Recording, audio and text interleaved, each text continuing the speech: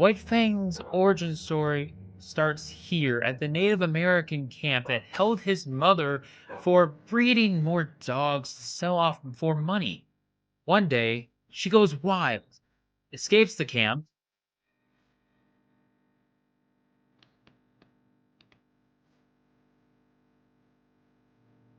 and runs into a forest where she makes a home for herself and mates with a wolf named One Eye. They had pups, but only one survived, and that was White Fang.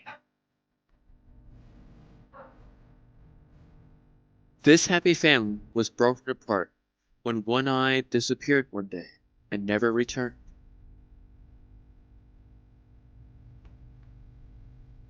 Whitefang's mother had to go out and look for food and stumbled upon One Eye's corpse lying in front of a lynx's den. She returned to the den where her pup was with some food and a saddened heart. Not too long after, the Native Americans stumbled upon the wolf den that housed Whitefang and his mother. They recaptured her and sold her to another Native American camp, far from where they were. Whitefang was kept for a while, and then sold to a man named Beautysmith. At Beauty Smith's, White Fang lived in a shambled barn-like building where he kept all his animals. The place was a mess and hadn't been cleaned for a while.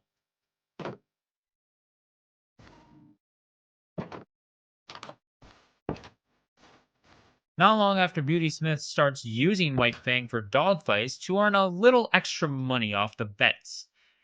Through all this hardship, White Fang starts to get angry and is filled with resentment toward the people who have tortured him.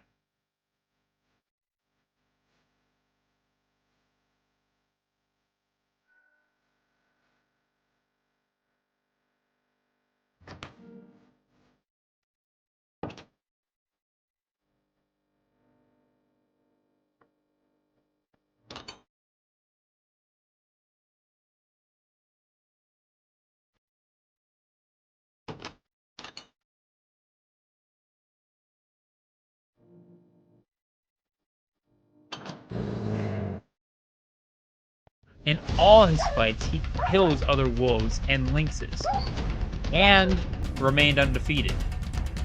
Till Beauty Smith decides to bring an opponent in that changes White Fang's life. A bulldog called Cherokee is brought into the ring. During the fight, Cherokee grabs White Fang's fur around him and is able to kill White Fang. Then, a man named Weedon Scott saves White Fang from Cherokee's last attack that was sure to kill White Fang. Weedon Scott buys Whitefang from Beautysmith and takes him with him.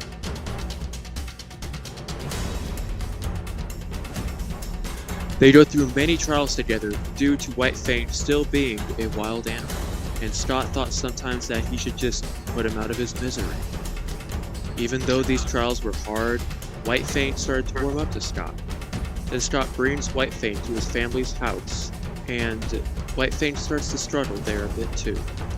There were other dogs at the house that didn't make it easy for Whitefang, but they soon got along too. One night, as the family was in the house, Person was creeping onto the porch where Whitefang was sitting peacefully when he saw that the man was trying to break into the house and kill the family. This man was Jim Hall, an escaped convict who was sent to prison on the judge's account. Sensing danger, Whitefang leaped at Jim. In the process, though, Whitefang got shot, and Jim was killed. The family called for a surgeon to save Whitefang and keep him alive.